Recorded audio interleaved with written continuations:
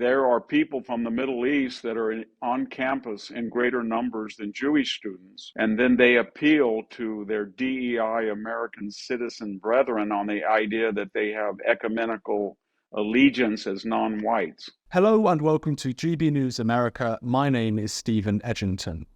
As anti-Israel radical protests sweep through American universities, I'm joined by Victor Davis Hanson to discuss whether they pose a threat to the nation.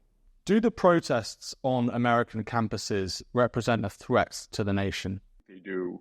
They're growing. I say that with a empirical analysis. They started right after October 7th, but they're growing in intensity and violence, and they're making a mockery out of the college presidents that keep giving serial deadlines, and they can't control them. And so they feel that they're in the ascendance and that they've normalized anti-Semitism. All of the old shibboleths that being anti-Semitic and anti-Israel were two different things is over with. They're the same now on American campuses. And the old idea that you could be pro-Palestinian, but you weren't pro-Hamas, or you could be pro-Gazan, but you're not. We've seen that's a joke, because most of the people on the campus are openly cheering on Hamas and what they did. Do these protesters represent the similar threat to the protesters in 1968 when they were storming campuses across America? Well, they're a little different in the sense that, number one, they were protesting an act of their own government. And I know that these people say they are, but they're mostly they say they're anti-American, and only to the extent that we give some aid to Israel. But in the 60s, the prime complaint was the American government was in a war. We're not in a war now. And now the other complaint was it was the students against the administration, and they were coming from the left. Now I think you can make the argument that the students are just as much against other students that are Jewish as they are against the authorities. And while some Marxist Trotskyite groups have joined forces, if you look at what they are saying, it's not left-wing utopianism. It's kill the Jews, end Israel, et cetera, et cetera. So it's a little bit different. So far, they haven't resorted to some of the things that eventually came out of the 68 protests, like the Weatherman bombing, but we don't know where this is going to lead. The other big difference is primarily all the people on American campuses were U.S. citizens in 68, and I think there's a large minority, maybe 30 or 40% of the ringleaders at least, that are here on student visas from the Middle East. Why are the left so good at organizing protests, whether it comes to the BLM riots in 2020 or today? Well, they have this good propaganda. They have adopted a Marxist binary, and so that everybody is either a victim or a victimizer. And if they can convince authorities, mayors, governors, presidents, that they are part of the victimized minority, then they feel they're exempt. And that victimized minority, by the way, has got much, much larger, not because of increased fertility among Blacks or Latinos or gays, but because people are identifying now in a way they did not in the past, Native Americans. So there were people in these communities of mixed heritage that said that they were either white or of mixed heritage. But now, once this divide was established during the Obama administration, it became useful, or in careerist terms, to identify with the non-white victimized oppressed classes. So do you see this as a race issue? They see Israel as being the white oppressor and Palestine as being the kind of brown minority. Is this very much to do with race? They think it is. Today at UCLA, there's been a clip going around where one of the protesters says to a Jewish person, "You're white, and we at UCLA, the campus in question, do not like white people." And so they have transmogrified the Israelis into the overdog, white, privileged class, and that they feel that they're people of color. It's very absurd, though, when you see Israelis of all different races in the United States, and you see lily white Palestinian protesters saying that they're non-white and the Israelis are white, when some of the Israelis that they're demonstrating against are darker than they are. So it's quite confused, but they're straining to make this into race. The other subtext of the demonstrations are that we in the United States are in the third year following George Floyd of repertory admissions, where the old quotas, 12% Black, 12% Latino, 20% Asian, 70% white, were thrown out. So at a campus like Stanford University, where I work, 20% of the incoming classes have been white, maybe 9% white male. So what's happened is the DEI population is now the majority of the population. And out of that white small minority of 20% at Stanford, 30 or 40 in the Ivy League, you have to take legacies, children of faculty, athletes. So you're really not getting very many Jewish students. And that's an unspoken reality that and then to pay for the huge tuition that's gone up faster than the rate of inflation. We have about 1 million foreign students from China, mostly in the Middle East. So the dynamic is there are people from the Middle East that are on campus in greater numbers than Jewish students. And then they appeal to their DEI American citizen brethren on the idea that they have ecumenical allegiance as non-whites. The other subtext very quickly is when you threw out the SAT, comparative ranking of high school grade point averages, which has happened, and you let in students on the basis of their ethnic or racial or gender identification that you, the university, would not have allowed in 3 or 4 years, not you or me, but what their standards were. And their curricula were geared to those standards. Then what's happened is the faculty either have to inflate the grades, such as Yale, where 80% of all grades are A's now, or they have to water down the course content, as happens at Stanford, or they have to introduce new gut courses, mostly as dash studies, gender, Africana studies, this stuff. And so a lot of the frustration is a lot of these students that are so angry at the university, they were let in and they were wholly unprepared, and they have made so many demands that the university accommodate them rather than they accommodate to the university, that this protest is an extension of the idea that these universities now are in control of DEI students who are the majority and demand that the university renounce its so-called white standards or its white preeminence and become more, I don't know what the word is, woke, DEI, etc. And so there's a lot of frustration on the part of the students that they're in places where they can't do the work, and so they're trying to change the nature of the work. You mentioned that there are many people from the Middle East coming in on student visas across America. And I know that in recent years in Western Europe, this issue of Muslims with obsessions over Middle Eastern conflicts and ethnic conflicts between Jews and Palestinians has been dominating the political scene in much of Western Europe. Whether you look at various different election results, even in the UK, there was an election recently where the issue of Gaza was more important than any other domestic issue. So do you feel that this importation of Middle Eastern ethnic conflicts is spreading from Western Europe to the United States as you import many, many more Muslims on these student visas and so on? Yeah, what's happening here, hand in glove, is this administration, as in the case of the Obama administration, feels that its progressive radical agenda does not win 51% of the constituency, such as it is. So if you destroy the border, and Obama let in 6 million, we're having 10 million people come across, then you have an instant group of people that are told they have complaints against their host as non-white, impoverished, and they're going to grow government, they're going to grow services, they're going to recalibrate the census, not on the basis of the number of citizens, but the actual bodies or resident population. And they feel that they're going to be part of the left-wing constituency. And so that's an action. Then you have the universities where we have declining fertility rates, declining number of students, and enormous post-George Floyd administrative costs. At Stanford, there's one staffer for all 15,000 students, 15,000 staffers.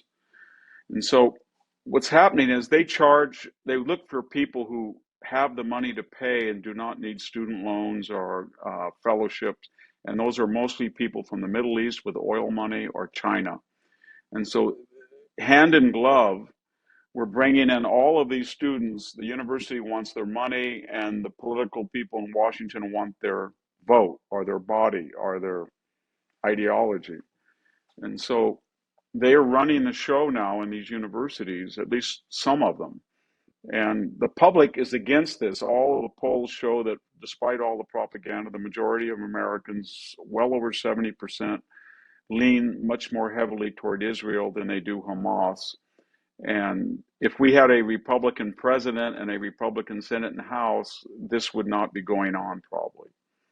They would call the presidents in and they would say, you know what, it's time that your multi-billion dollar endowments, the income should be taxed, as we're not going to subsidize this, or we're going to get out of the student loan business with $2 trillion, et cetera, et cetera. But this administration is on the side of the protesters and on the side of what they're protesting for. Do you think that the display of so many Palestinian flags is partly explained by the lack of patriotism, and I mean American patriotism, among young people today? I know if you look at opinion polls, younger generations in America are very much less patriotic than the older generations, than their parents and their grandparents. But they seem to be obsessed with Gaza, obsessed with supporting Palestine. As I said, they're waving that flag. It seems like almost like a nationalist movement. It is. I would say that since October 7th, I have been asked, or confronted, I should say, walking across the Stanford campus at least 10 times with people yelling slogans. And when I have asked them, what river, what sea, they don't have any idea. These are the non-Middle Eastern students. But they feel that they put their finger in the air and they feel that the popular culture or the majority of the faculty or the majority of the radical students are kind of cool. So then they make the necessary adjustments, but they have no idea about what the issues are involved. But the most active faculty and the most active students are running the show. We got to remember, though, that 55% now of Americans are going to trade schools, community schools, vocational schools. And the reason that this generation polls so high, its lack of patriotism, 65%, is because of these campuses where it's about 90 to 10. But if you look at the entire cohort of 18 to 25-year-olds, the reason it's only maybe 60% is because the working classes are still very patriotic. And at least until recently, there's reasons to be a little worried, and that the military is 40%, 40,000 recruits short, and we know, and they do not like to talk about it, but the reason it's 40,000% is almost entirely from the white male working class, and they are tired of woke. They're tired of being insulted. They're tired of dying at double their numbers of the demographic and then be called racist. These were the people who fought in Afghanistan and Iraq, and they're not signing up, their families. But they're highly patriotic. These are the people, the 8,500 that were removed from the military for not having the 2 mRNA shots, even though many of them, or most of them, had COVID with natural immunity. Do you think that there is a spreading anti-white movement in America? And where is this coming from? Is it the DEI ideology that has caused this? Well, there's two things going on in America, and that is the number of inner racial and inter-ethnic marriages is at an all-time high. In other words, about half of all Asians marry someone that's not Asian, and about 40% of Latinos marry someone that's not Latino, and about 15 to 20% blacks do the same.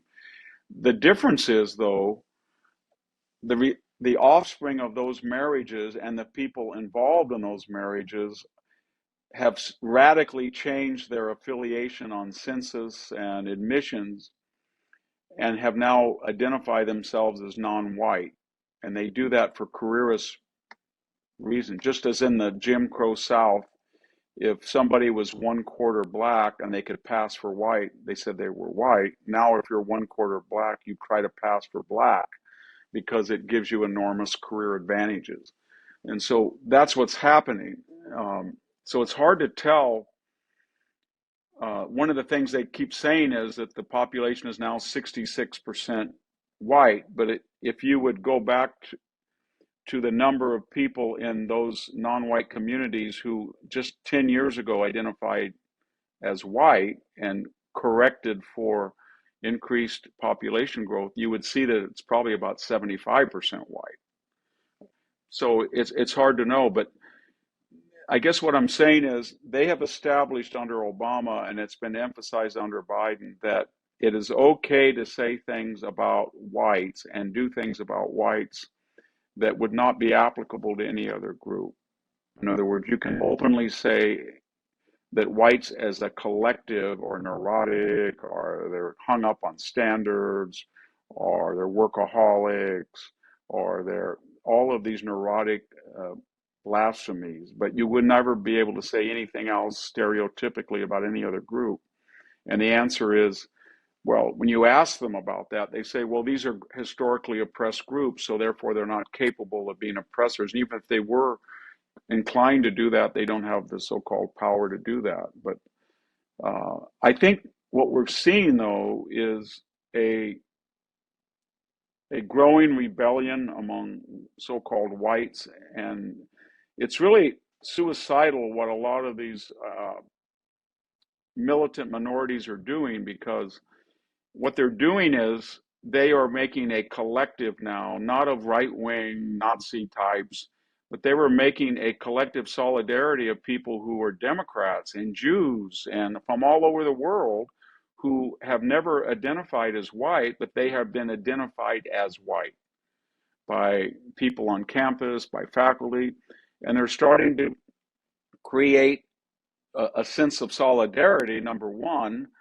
And then when you look at the cities and the states that are run by so-called DEI people, if you look at the big cities, Washington, Chicago, Los Angeles, San Francisco, New York, Baltimore, Memphis, they all have black police chiefs, they have people of color that in the city council that run it, and they have black mayors, and yet everybody is leaving. They're suffering an enormous flight, not just of so-called white people, but of everybody. And so it's a very strange thing where everybody says DEI, DEI, DEI, but they don't want to live under a DEI city council or mayor or state because they feel they're racist and they are not subject to audit. Not that they're any different than the other people as far as their morality or ethics, but they're not subject to audit. And anybody who's not subject to audit and feels exempt will do things that he should not do. America has a long history of racism. You mentioned the Jim Crow laws. Other places like South Africa had apartheid, and there have been many nations around the world that have obviously participated in racial ideologies and inflicted those on the native population. Do you see a repetition of America's racial past but reversed and kind of flipped onto white people? Are you concerned about what happened to South Africa after the end of apartheid, where many whites were oppressed by the new majority? Do you see some similarities there? I do in the methodology, but not in the end. And let me explain. So at my campus, there is a separate, like all campuses, a separate graduation ceremony based on race. So every group, after they go to the main graduation, then gets their own Chicano graduation, Native American graduation, Black graduation, no white graduation, obviously. And there are dorms that are segregated by race, and students can pick the racial uh, profile of their dorm member. And there are something called safe spaces that are set aside for race. If a person came from Mars and looked at that and scraped away the veneer that it's progressive and it's repertory and all that, it's racist. And it's, but the difference between here and Rhodesia or something is the white population is in the majority, where it's not 18% of the population is in South Africa. Even today, with declining birth rates, it's about 67 to 70%, number one. And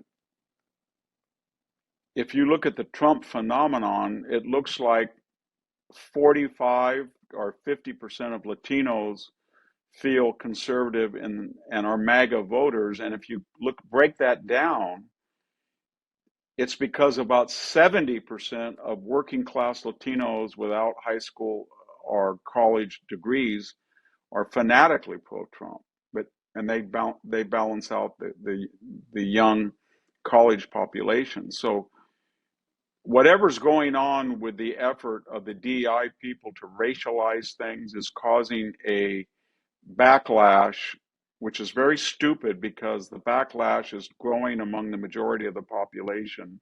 And that's, you're seeing that in the polls, one component. And they're losing people who feel that either they're intermarried with whites or that their values are more red state than blue state. And they don't want to be stigmatized as an angry, segregated minority. So we're really talking about something that's elite driven. It's something in the media and the university that where it was created, and it's a top down phenomenon. It's mostly driven by careerism. It's the Claudine Gay type of, well, I'm going to call people racist, and then people will give me an exemption from my plagiarism, and then I'm going to get it to be president of Harvard. I'll never have to do the type of scholarly work that a full professor in the Ivy League must do, and you can't criticize me or you're racist. That's the type of attitude that is. It's not quite like South Africa, where you have a huge ethnic bloc that says we're taking over the farms, we're taking over companies. Not at least that hasn't happened yet, and it's a little different. The picture that people see abroad is basically the bi-coastal elite, but 50 miles within where I live, uh, I would say most of the Mexican American people in my town, where 85% are Mexican American, males especially, they're very conservative. And I'd say the whites are here are ultra conservative, and I would say 99.9% of them are armed, and they don't take crap off anybody, and we don't have that type of violence out here. If somebody tried to take over the city council and wave a Palestinian flag, I wouldn't want to be that person. It would be a very dangerous thing to do. And so that's true of a lot of the interior of the United States. And I think people abroad don't quite understand that this administration is historically unpopular. It was a bastard Faustian bargain that gave, after January 6th, it demonized Donald Trump, and it furthered this Faustian bargain where this decrepit man was going to be a construct, and then the left wing would come out of the woodwork, Bernie Sanders, the Obamas, the squad, and try to run it through this veneer of old Joe Biden. And this is an aberration in American history, and the types of things they have done have never had any popularity. They've been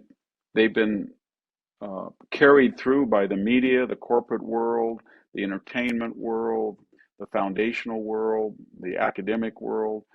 and they've all been very unpopular. And that's why this is why the November rendezvous, the accounting is getting the left so paranoid. Almost every day, it's Donald Trump is a dictator, it's a bloodbath, we're going to put him in jail, because they feel that the whole country is looking at the campuses, the agenda of the left, and another development that it's rarely reported in Europe. We have the largest number of policemen who are being killed in any year in history, and just yesterday, 3 of them were killed. The day before, 2, and the big city law enforcement are being slaughtered, and no one talks about it, much less the president. So this is all well known to people, and they're saying this leftist project did not work and it has to be replaced. And the left knows it, and they're very desperate to do something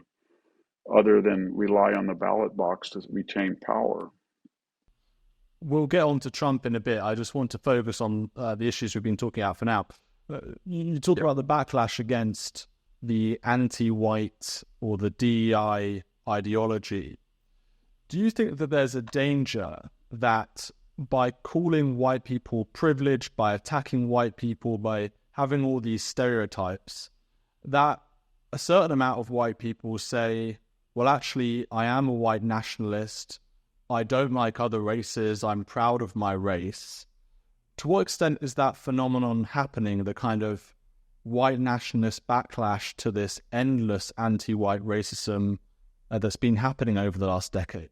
I haven't seen that today. I would call it more of a monastery of the mind. What's happening is the people in East Palestine who were poor whites, that type of population, are middle-class whites.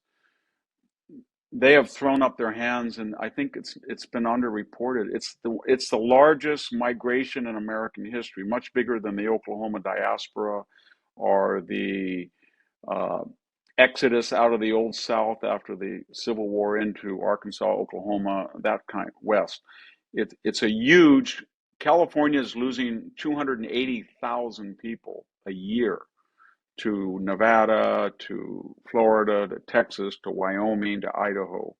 And so what the so-called white population is doing, it's saying, I'm had it, I'm not going to pay taxes and then be insulted for all these social programs that are poorly run, or the homeless in San Francisco, or the public schools that are dangerous. So I'm just leaving, and I'm going to a red state where things work. And that turns out in many cases that the population in the red states are more white than not. The big thing that the left doesn't want to talk about, of course, is class. Because if you look at the per capita income of various ethnic groups that are not characterized as white, such as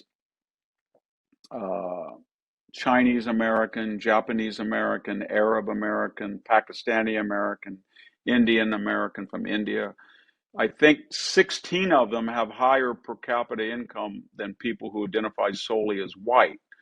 And so there's a big disconnect in one sense. And if you look at other statistics, what's the greatest number of people who have been killed both per capita and in numbers by fentanyl, 100,000 whites?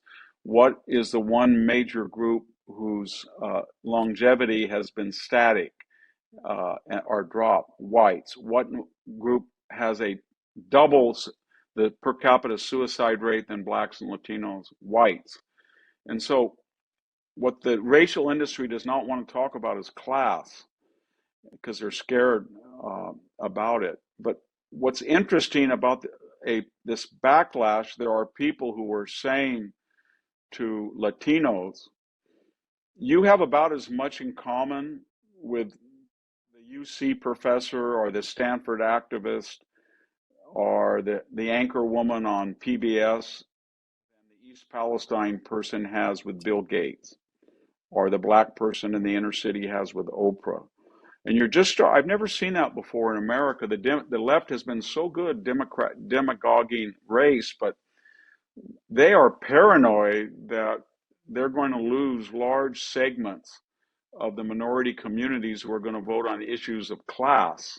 And if that were to happen, because they have completely lost the white working class, and whites in general are about 65% Republican. They're not going to win elections, and that's why they have to double down on racism, racism, racism, and what we're seeing on the campuses. But one of the subtexts is there is a great fear that people are tired of these people, and the left has not produced, at least in terms of people that are not white, based on their class. It's been very good for DEI apparat, for careerists in the media who claim that they're 1/8 this and 1/10 this, but not for blacks of the inner city or Mexican American people under this administration. Just to get back to the issue of the campus protests, do you think these people have a right to protest? Isn't this an issue of freedom of speech and expression? And haven't they got some legitimate concerns in terms of the number of deaths of innocent civilians in Gaza who are being killed by Israel? And obviously the United States has funded a large amount of the Israeli military, or at least recently passed a bill that would allow for billions of dollars in military aid to Israel. So do you think that, first of all, they have a right to protest? This is about freedom of speech. And second of all, the issues that they're protesting about are legitimate? Yeah, I think they do. And so there have been protests where they go to the city chamber and they ask for a permit, and they walk down Avenue of the Americas and they protest, and it's over with. Or they say they want a permit to be at the Stanford Quad. But that's not what's happening. Once their permit is over, or they do not get it, they don't care. And when they're in Columbia, they've been told to leave, leave, leave, because they're shutting down the university graduation ceremony that's planned. That's what they like to do. So last night they went into Hamilton Hall and just renamed it and occupied it and broke through. And that's what's happening. So at Stanford University, if they see posters of hostages, they tear them down, or they don't leave when they're told to leave. So it's not just that peaceful. Yes, they have a right for peaceful protest. There's a couple of other things, though. They're protesting America's help to the IDF in its war against Gaza. But there's three things I think everybody should keep in mind. October 7th, there were 12,000 people, 1,200 mutilated, beheaded, raped, tortured, killed. The IDF did not go into Gaza till the 27th. There was about 3 weeks. These protests did not start when the IDF went into Gaza. They changed the tempo. They were protests of exhilaration. The Cornell professor said he was exhilarated. The Stanford professor who told the Jews to go to one side. The desecration of monuments, shutting down bridges. These were triumphalists. Look what we did to the Jews. It only changed into violent when the IDF reacted. Number two is their concern is about a Muslim population that is being oppressed or killed by a majority non-Muslim. They have never said a word about the Uyghurs. We have all sorts of commercial ties with the Chinese government. They never say that. Stanford students don't go over to Apple and say, not in my name will you do business and profit in the billions with China when they've got 1 million Muslims in the Uyghur camps. Or they don't say to the Russians before they went into Ukraine, how dare you level Chechnya in the second Chechen war, and you went in to these Chechen cities and you destroyed them. How dare you do? They don't do that. Not at all. They're protesting really against Jews. So they apply a standard to Israel that they don't apply to any other. They never say a word about what the Assads are doing in Syria to their own populations. They never said anything about Gaddafi. It's only because it's Israel. And number three, when Israel was attacked, when you talk to these protesters, and I have, they don't understand that Gaza was autonomous. It's against the law for a Jewish person to go into Gaza without the permission of the government. You can't live in Gaza if you're Jewish. They've all been ethnically cleansed. wins since 2005. Hamas had one election one time. It's a total dictatorship. In other words, they keep saying, well, we want reciprocity, but of course, there's 2 million Arabs with full constitutional rights that vote and hold office in Israel. But you can't have one Jew in Gaza. It's against the law. And so if you're going to go into Gaza and find the people who did this on October 7th, who say they're going to do it 10, 20, 100,000 times again, as the leaders did from Beirut, then you get into urban warfare. So then you look at the calculus of urban warfare.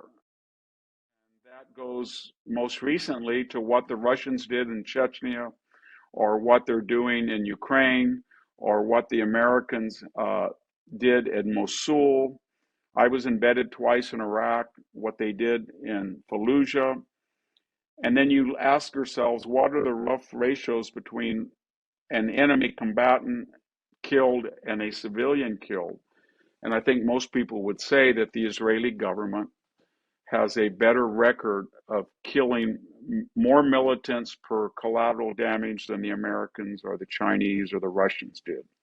And yet you never hear that. And I don't quite know why.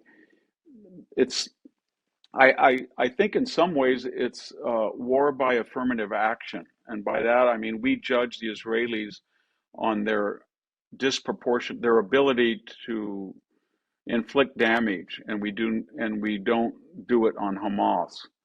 So Hamas, when they went in to kill 1,200 of them, they had launched 7,000 rockets. Each one of them was intended to kill Jews. In fact, when the hospital was hit in Gaza by Islamic Jihad, they blamed it on Israel, but when that was proven that it was Islamic Jihad, our president said, well, the problem, I had to come over here and straighten things out. The problem is they couldn't shoot straight. And if you parse that out, what he was saying, I have no problem if Gazans want to shoot and kill Jews and kill them. That's not the problem. But they don't kill very many of them, and they missed. They don't even shoot straight. And then they kill their own, they blame the Jews, and I got to come over here. And so we just shrug our shoulders. We say, oh, well, they shot 7,000 rockets into Israel. Every one was designed to kill a young kid, but the Israelis knocked them down, so it doesn't count. But the Israelis go in there and they text people and they drop leaflets and say, we're going to go after Hamas, and they kill people, and everybody says, this is horrible. Well, it's horrible because Hamas leadership is being shielded by women and children in hospitals, mosques, schools. And the question then is, when our administration says, well, they need a new strategy, I would like somebody to tell me what the strategy is. I know that when we went in Afghanistan and we wanted to get out of that urban quagmire, the Biden administration launched a strike and killed 13 civilians. And Mark Milley, the chairman of the Joint Chiefs, said it was a righteous strike. Righteous strike. And then when we killed them, we said, we're sorry, things happen. This is the nature of urban warfare. And we said that about Mosul. Anybody who went and looked at Mosul or Fallujah could tell you that it looked as bad or worse than Gaza. How do you personally deal with protesters at Stanford University? Well, I never tried to confront them, but unfortunately, I have an apartment there. So when I go from there to my office, I go right by what was there for 5 months. And unlike the Jewish protesters who have flags and pamphlets, the Gaza people get in your face. You walk on all of their slogans on chalk, and then they come out and they yell at you. And when that happens, I usually ask them questions because I'm curious of what they're protesting. And not all of the people I ask questions are who come up to try to, confront passerbys are from the Middle East. And the ignorance is absolutely shocking. They don't know anything about Gaza. If you try to tell them there are no Jews in Gaza, there were no Jews in Gaza in 2005, that Hamas is a dictatorship, that Hamas killed all the Palestinian Authority that wanted to run against them in their one and only election. They have no idea about that. None.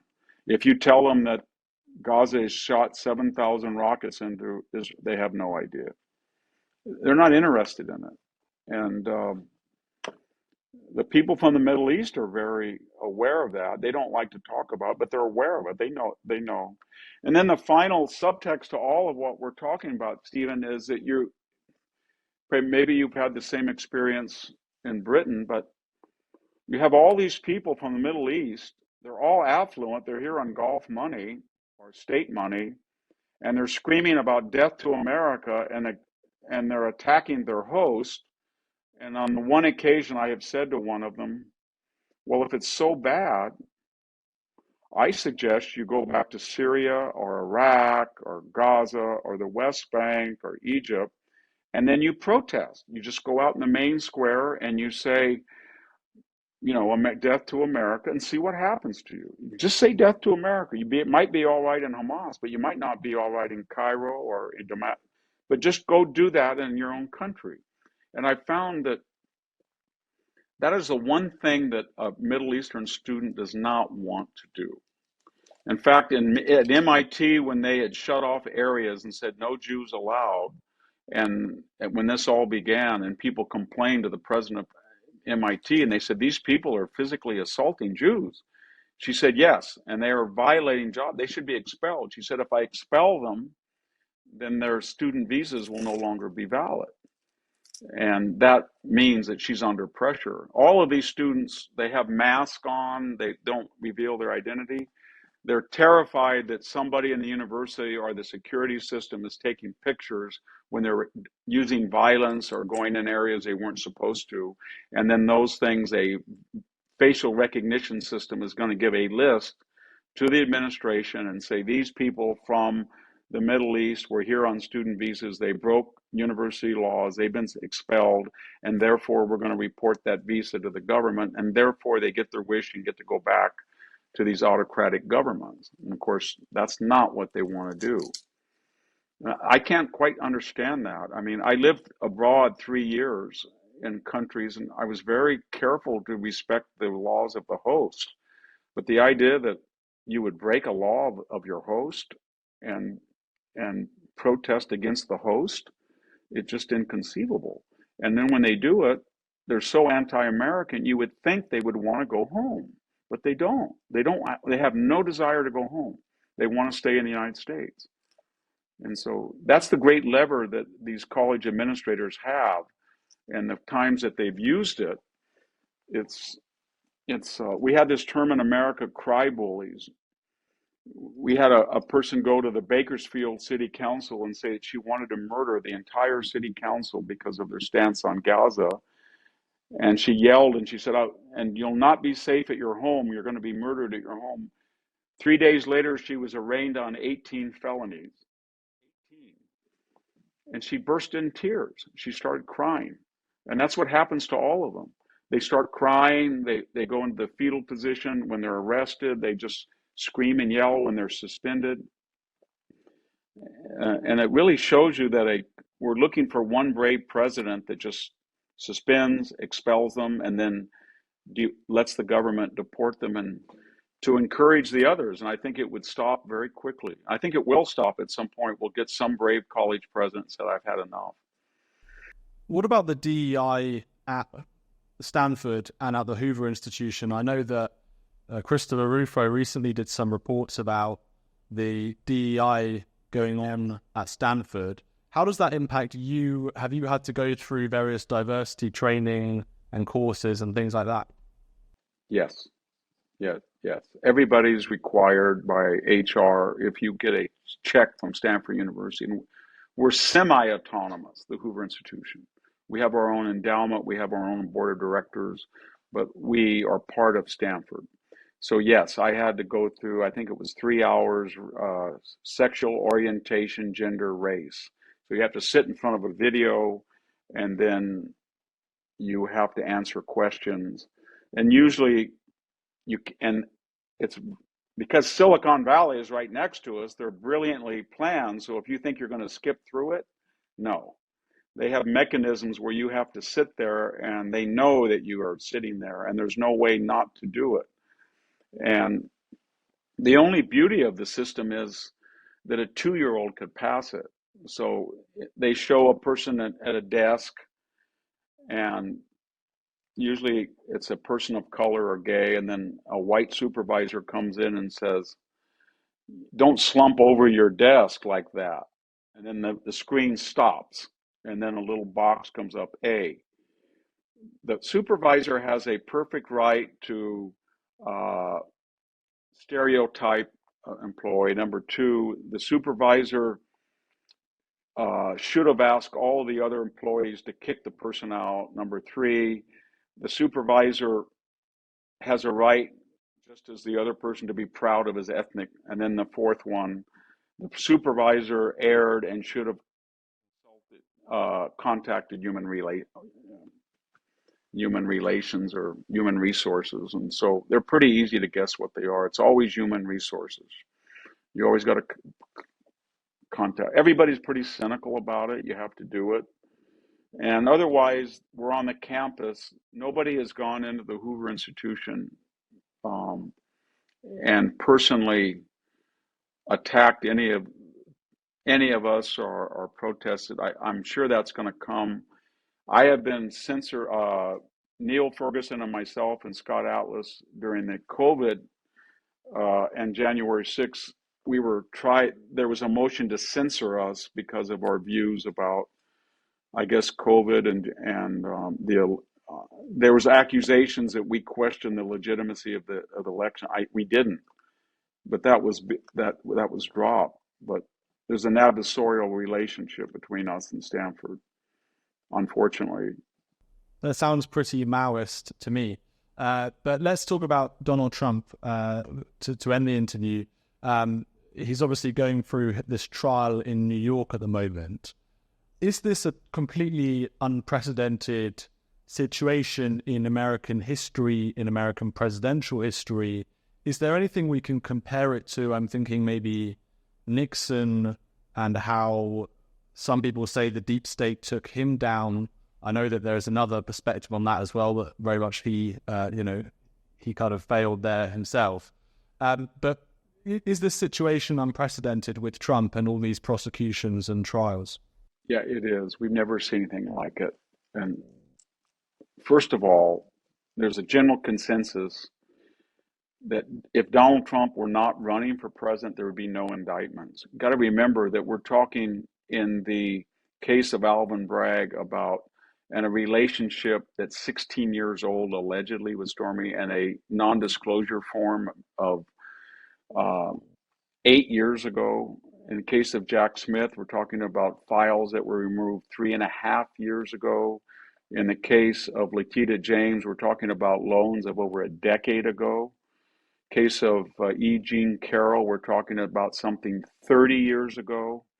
So my point is that all of these were synchronized. We know that Fani Willis had Nathan Wade meet with the White House counsel. We know that Jack Smith is trying to accelerate a schedule that prosecutors usually don't do to get it in the election. We know that there were people with Alvin Bragg had people from the White House or the DOJ spearhead his investigation. So first of all, there's coordination, and these cases were ancient, and they were all brought up and postponed until 2024. In some cases, there was a statute of limitations, so a legislator had to introduce a special bill in the New York legislature that said for 1 year, you can go back forever and get a sexual harassment case, and it will be exempt. And that's what they did with E. Jean Carroll. 1995, suddenly it was okay, but just for a year.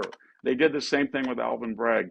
He had misdemeanors that were all past the statute of limitations, and yet he bootstrapped it on a federal, and then they said, well, that's on the statute of limitations too. And he said, okay, I'm going to appeal to a judge, and judge said, well, we had 2 years of COVID. Let's give him 2 extra years. The second thing is, very quickly, it's not that they've never been used against somebody, they never will again. In the case of Latita James, she is saying that in New York, if you file an affidavit and you value your property at a certain cost to get a loan, and very sophisticated bank auditors examine your portfolio and your affidavit, and they agree that you're a good risk, and they loan you the money, and you pay it back on time and with ample profit for them, and they testify they would like to loan you again, there's no crime and there's no victim, she's going to go after you. She's never going to do this to anybody else again. It was only Donald Trump. And the same thing with Latita James. If I am running against you, and I'd say I'm running somebody else and you're the registrar, and I call and I say, Stephen, there's so many irregularities in this election. I know, my men tell me, my staff tells me, there's 10,000 votes and you guys haven't counted them. Can't you find them? That is called racketeering. That happens all the time in America, where dissatisfied candidates claim that the registrar is either biased or incompetent, and they just beg. They call all the time. They weaponize that. And so in the case, I could go on. And then the other aspect is they're not symmetrical. In other words, he's being charged with election denialism and racketeering in the state of Georgia. Stacey Abrams lost by 50,000 votes for governor and sued the state to overturn the election, and still says that today she's the legitimate governor of Georgia. 2016, we had scores of Hollywood stars and George Soros PACs, and they made all of these commercials right before the electors were to meet after the election, a month after the 2016 election. And they said, we beg you, do not vote for Donald Trump. And in other words, they were saying, violate your constitutional duty and do not reflect the popular vote in your state and become a faithless elector. And no one has done it. So, and we know that Joe Biden, Robert Hirsch said that Joe Biden, unlike Trump, 2 years, he took out files for 30 years. He had no presidential authority ever to declassify them. He put them in some cases, a rickety garage. The special prosecutor, Robert Hirsch, said that he did take files. He broke the law. His ghostwriter had no security clearance. We subpoenaed the tape where they discussed using classified files, and he destroyed it. He destroyed evidence under subpoena, the ghostwriter did. And then he concluded his 300-page report by saying, however, the perpetrator is of such an age and diminished mental capacity, memory, that no jury would indict him and more likely would have empathy for him. So we've never seen anything like this. I could go on, but we've never seen any businessman fined $450 million for overstating supposedly assets. It's never happened. It never will again. We've never seen one president treated one way with classified, another president treated another. It just doesn't happen. We have a woman who comes out of the 30 years and they ask, what year were you assaulted by Donald Trump? Well, it's 95, 96, or 97. But I can tell you that I remember because I had a designer dress. And then they say, well, with all due respect, the designer dress was not created for 5 years afterwards. And then she says, yes. And they said, you realize that you tweeted that Donald Trump was your favorite actor and The Apprentice was the favorite show. Yes. Do you realize that your narrative of going into the Bergendorf department store and getting into a dressing room and being sexually harassed in 1995 is exactly the narrative of an episode of Law and Order in 2012. It's exactly the same. Do you have any knowledge of this? The judge says that's irrelevant. It's not admissible. So, yeah, I mean, everybody knows it. And he's kind of like that old Wile E. Coyote versus Roadrunner. The more they try to go after him, the more empathy he accrues. He's been very smart because he's getting millions of dollars of free publicity. So he ducks out of the room and then he does a split screen like we are now. He's up at a bodega with Latinos. He's at a funeral of working class whites that are going to the funeral of a slain police officer. He's in a fast food restaurant with African American. Meanwhile, Joe Biden is raising 26 million at a gala dinner. He's with Robert De Niro at a White House correspondent. When you juxtapose those, it explains a lot why, as the trial started, everybody said Biden would extend. They were dead even, about 47.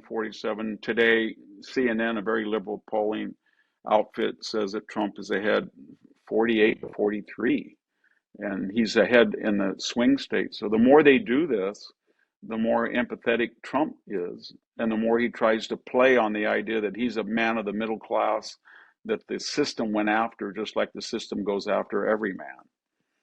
How much faith do you have in the American legal system? And can you just comment very briefly about those comparisons I mentioned earlier with Richard Nixon, Watergate, and his dealings with the American administrative state? I don't have, put it this way, I have a lot of confidence in this American jurisprudence, except for a hiatus. And the hiatus started in 2008-9 with Obama, and then it continued with Biden. And by that I mean the left feels that their message does not appeal and will not give them majorities in the Congress for long, and therefore they have to use the court system, which are primarily liberal by the nature of jurisprudence, and they are using it for political reasons. So I'm not confident. And notice another thing, all of these trials are taking place in big cities, blue cities, that have registrations about 80% Democrat. The judges are Democrats, the jury pools, the prosecutors are left-wing. And if Trump wanted to be tried in Nevada, Utah, Wyoming, Idaho, Alabama, Oklahoma, Arkansas, the Central Valley of California, they haven't allowed any change of venue. So I'm not confident in it. In the case of Richard Nixon, I think most people who look back at it believe that he had no idea that people underneath him were breaking into an opponent's headquarters, because he was so ahead in the polls. He was 30. It was the biggest landslide in American history. There was no need to do it.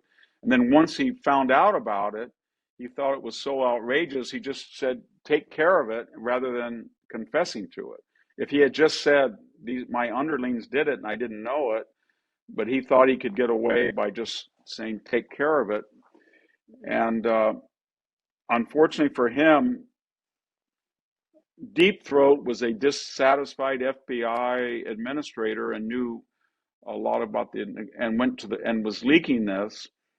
And when you added it all up, compare with Hillary Clinton hiring a foreign national, which is illegal to work in a campaign, Christopher Steele, and then fabricating an entire dossier and then having the FBI seed it with the media and in the deep state, or hiring Twitter to not report the laptop disinformation scandal, or rounding up 51 former intelligence authorities to lie to the American people 3 days before the last debate and say, this laptop is a product of likely Russian. No, it didn't compare with that. And he resigned, remember, he was never impeached.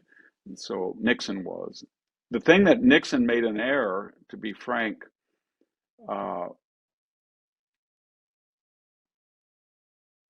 I shouldn't say Nixon made an error.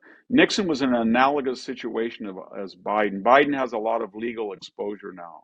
And Kamala Harris was about as unpopular as Spiro Agnew and about as incompetent. So Nixon relied on the fact that no matter what they said about him, people would say in his defense, he opened the door to China. He brought an end to the Vietnam War. He kept the economy running. He stopped the crime wave. And do you want Spiro Agnew? Because that's what you're going to get. Well, then the left concocted these ancient charges in Maryland and said that he had been compromised.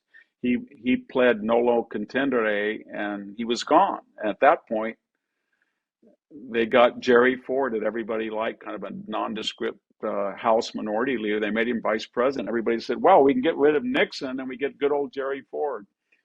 And so the same thing with Biden. If Kamala Harris was not vice president right now, and it was a mainstream, likable Democrat that was competent, I don't think Joe Biden would be where he is. I think the left or the right would get rid of him. Finally, I have to ask about a bit about the UK. We're about to have a general election this year. It's very likely that the left-wing leader of the Labour Party will win that election, Keir Starmer. And it seems, as you say, that Trump has a good chance of winning in November. So how do you think Starmer and Trump will get on? And how do you think Starmer should deal with President Trump? I know you can maybe compare how Macron and other European leaders dealt with Trump when he was president in his first term. So how do you think that the two leaders will get on, and how should Starmer deal with Trump? He should deal. We know what will happen. He will go perfunctory, go through the motions as a leader of a professional head of state. He will probably have some slips or gaffes where his true emotions of disgust come out, and they will be widely reported, or they will be leaked by the media. But I think if he's wise, he will realize that Donald Trump is a much better bet for Europe and the UK than the left here in this sense. They can say all they want about Donald Trump threatened NATO, but Donald Trump did not disband NATO, but he got them to spend $100 million. Donald Trump told Europe, do not build that pipeline with Putin. Donald Trump sold javelins to Ukraine that Obama wouldn't. Donald Trump got out of an asymmetrical missile deal. Donald Trump sanctioned Putin. Donald Trump told Putin, if you go into Ukraine, you're going to regret it. He never went in. So what I'm getting at is when you have a very strong American leader who ups the defense budget and is willing to get, I think the Europeans said a lot, but they were quietly very happy that Mr. Soleimani was not there. They said a lot, but they didn't like the idea that the Iran deal would really greenlight nuclear missiles pointed at them. And I don't think they said they had a lot of respect for the Palestinians, but they were not unhappy to see Trump cut off Hamas and the PA. So all the things officially they said were disturbing or unusual. Privately, they said this is an SOB that is doing a lot for us, so we'll just keep leaking and making fun of him as long as he's here. But if you actually look what he's doing, we're much safer with him than we are with Joe Biden. And I think that's pretty accurate. I think the Japanese feel the same way. So do the Australians, so the South Koreans, so the Taiwanese. And I mean, in 2008, Putin went in to Georgia under a weak Bush administration reeling from Iraq. In 2014, he went into an appeasing Obama administration during the Obama administration. In 2022, he went in under Biden, who said, well, if it's a minor invasion, I don't really react to it. He did not. The only time he hasn't gone in the last 4 administrations is 2017 to 2020. So do you think if Starmer is smart, he will try and make friends with Donald Trump? It makes sense, Ben. He will. Donald Trump, I guess because of his mother or because of his affection for the British American, he's very pro-British, and it would be very wise for him. I understand domestically, given his constituency, it's toxic for him to be photographed, with his arm around Trump. But he would be unwise to gratuitously insult Trump if he's the president. He would be much wiser to work behind the scenes, and he would be much wiser to draw on the natural empathy that has. I think Europeans don't quite understand DEI here. DEI is aimed. We didn't create Western civilization. You guys did. We were you. We came from the old world. Well, the movement in the United States is to divorce us from our European roots. European is as bad a slur as white. And so a lot of people in the United States and this new left-wing Democratic Party would like us to be friendlier with Iran than Israel, but they'd also like us to be friendlier with Mexico or Venezuela than Britain or France. I mean, they like to go to Britain, they like to go to France and all that stuff, but they're not pro-European, they're not pro-Western. Donald Trump is. And so, and that might be a friend that you find untidy, but he's a friend nevertheless. And I can tell you that if Europe was existentially threatened by Iran or Russia, you would have a lot better chance with Donald Trump than you would with Joe Biden. Just a lot better.